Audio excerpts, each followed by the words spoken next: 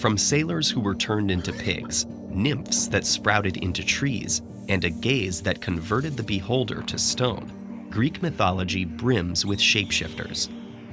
The powerful gods usually changed their own forms at will, but for mortals, the mutations were often unwanted.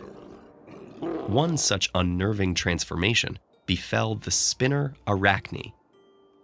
Arachne was the daughter of a tradesman who spent his days dyeing cloth the deepest shades of purple.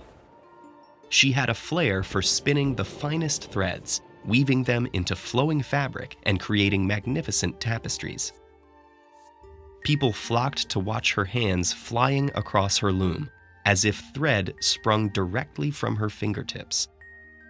But as praise for her work grew, so did her pride.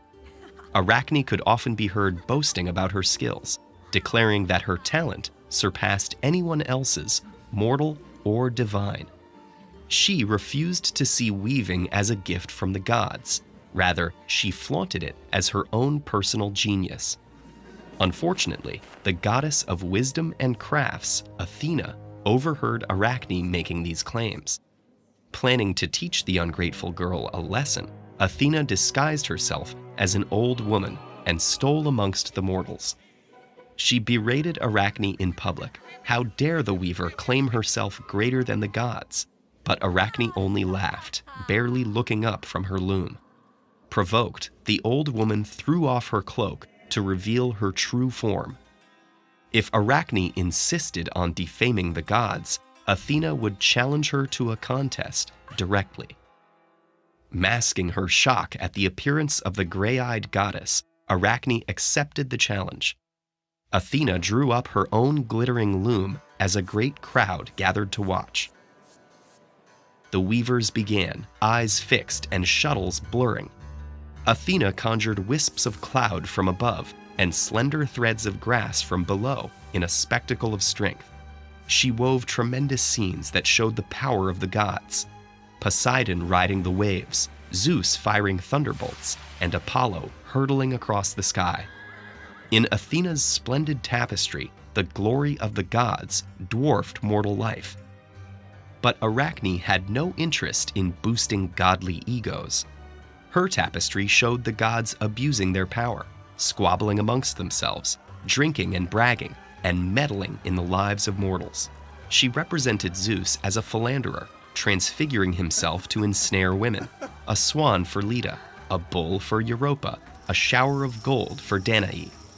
Arachne then turned to the misdemeanors of other gods, from Pluto's abduction of Persephone to Bacchus's wild pursuit of Erigone. Even though she cast the gods in the most unflattering light, Arachne's work shone with her dazzling skill. Her tapestry was almost alive, filled with movement and lustrous colors that winked triumphantly. When Athena saw Arachne's undeniably better and flagrantly subversive work, she flew into a rage and turned on the human weaver. Arachne's glee dimmed as she felt her body shrinking and contorting. Her fingers waved wildly as her arms stuck to her sides, and black hair sprouted all over her body. The goddess left Arachne with a single spool of thread unfurling from her belly, a slim reminder of her human talent. For challenging the assumption that the gods were untouchable, Athena had shrunk her adversary into the first spider.